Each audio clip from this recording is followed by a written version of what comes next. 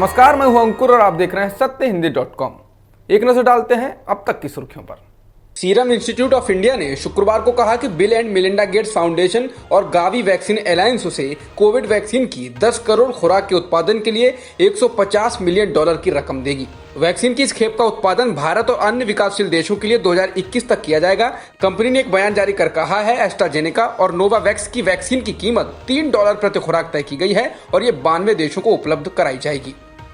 Corona संकट के बीच रूस ने कहा कि वो अगले हफ्ते कोरोना वैक्सीन को रजिस्टर कराएगा। रूस के स्वास्थ्य मंत्री मिखाइल मुराशको ने कहा कि रूस की वैक्सीन ट्रायल में सफल रही है और अब अक्टूबर महीने से देश में व्यापक पैमाने पर लोगों के टीकाकरण का काम शुरू कर दिया जाएगा। उन्होंने कहा कि इस वैक्सीन को लगाने में आने वाला पूरा खर्च सरकार उठाएगी। बता दें, अभी रूस की वैक्सीन के 3 चरण के ट्रायल पूरे नहीं हुए हैं।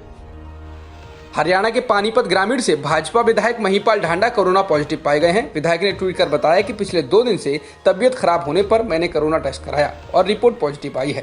साथ ही उन्होंने ये अपील भी की कि जो भी उनके संपर्क में आए हैं वो भी खुद को आइसोलेट कर अपनी जांच कराएं। संक्रमण के लिहाज से भारत दुनिया का तीसरा सबसे अधिक प्रभावित देश है। भारत में कोरोना वायरस संक्रमण के मामले बढ़कर 20 लाख के पार पहुंच गए हैं। आधिकारिक आंकड़ों के मुताबिक बीते 24 घंटों में देश में रिकॉर्ड 62,000 से अधिक नए मामले सामने आए हैं, जिसके साथ ही संक्रमण के कुल मामले 20,27,000 से अधिक हो गए और कुल मौतों की संख्या भी 41,000 से अधिक हो गई है।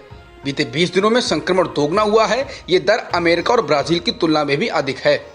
देश में कोरोना संक्रमितों की संख्या तेजी से बढ़ रही है। जहां पहले 10 लाख पहुंचने में करीब 24 हफ्ते का समय लगा था, तो अब सिर्फ 3 हफ्ते में ही 10 लाख संक्रमण के मामले आ गए हैं।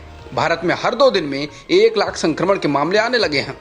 देश में कोरोना संक्रमण के मामले आने से पहले ही चेताते रहे राहुल गांधी ने अब कोरोना संक्रमितों की संख्या 20 लाख के पार होने पर कहा है कि आंकड़ा 20 लाख के पार हो गया है। मोदी सरकार कहां गायब है। बता दें, राहुल गांधी ने इससे पहले 17 जुलाई को कोरोना संक्रमितों की संख्या 10 लाख होने पर भी ट्वीट कर आगाह किया था। उन्होंने कहा था कि अगर इसी तेजी से कोरोना फैलता रहा तो 10 अगस्त तक देश में कोरोना संक्रमितों की संख्या 20 लाख से ज्यादा होगी और वही हुआ है। दिल्ली में एक दिन में 1192 नए मामले सामने आए हैं और 23 लोगों की मौत हुई है। इसके साथ ही दिल्ली में कुल संक्रमितों का आंकड़ा 1,42,000 से अधिक हो गया है और मरने वालों की संख्या भी 4,082 हो गई है। एक्टिव केस 10,000 से अधिक हैं। बिहार में कोरोना संक्रमण के मामलों की संख्या बढ़कर 71,000 से ज्यादा हो गई है। राज्य के स्वास्थ्य विभाग ने बताया कि पिछले 24 घंटों में कोरोना संक्रमण के 3,646 नए मामले रिपोर्ट किए गए हैं। इस समय राज्य में कोरोना के सक्रिय मामलों की संख्या 25,128 है। राज्य में कोरोना महामारी ने 400 लोगों की जान ले ली है। भारत में कोरोना संक्रमितों का आंकड़ा 10 लाख के पार होने के बाद से अब तक जितने केस आए हैं उनमें से 38% के लिए 5 राज्य ही जिम्मेदार हैं। इनमें आंध्र प्रदेश, कर्नाटक, उत्तर प्रदेश, पश्चिम बंगाल और बिहार शामिल है। गौरतलब है कि भारत में कोरोना संक्रमितों की संख्या 10 लाख तक पहुंचने तक इन राज्यों से कोरोना के सिर्फ 19% केस ही आए थे। खास बात यह है कि पहले 10 लाख केस तक जिस दिल्ली से देश के 12% केस आए थे, अगले 10 लाख केस में वहां से 3% से भी केस कम दर्ज किए गए हैं। जॉन्स हॉपकिंस यूनिवर्सिटी के मुताबिक दुनिया में संक्रमितों का आंकड़ा 1,91 लाख के पार पहुंच गया है और मृतकों की संख्या भी 7,15,000 से ज्यादा हो चुकी है। फिलहाल 1,23 लाख से अधिक लोग ठीक भी हो चुके हैं। जॉन्स हॉपकिंस यूनिवर्सिटी के अनुसार अमेरिका में संक्रमितों की कुल संख्या 48,82,000 से अधिक हो गई है और कोरोना के कारण अभी तक 1,60,000 से अधिक लोगों की मौत भी हो चुकी है।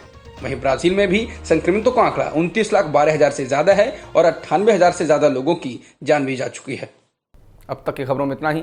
बाकी खबरों के लिए बने रहिए सत्यहिंदी.com के साथ।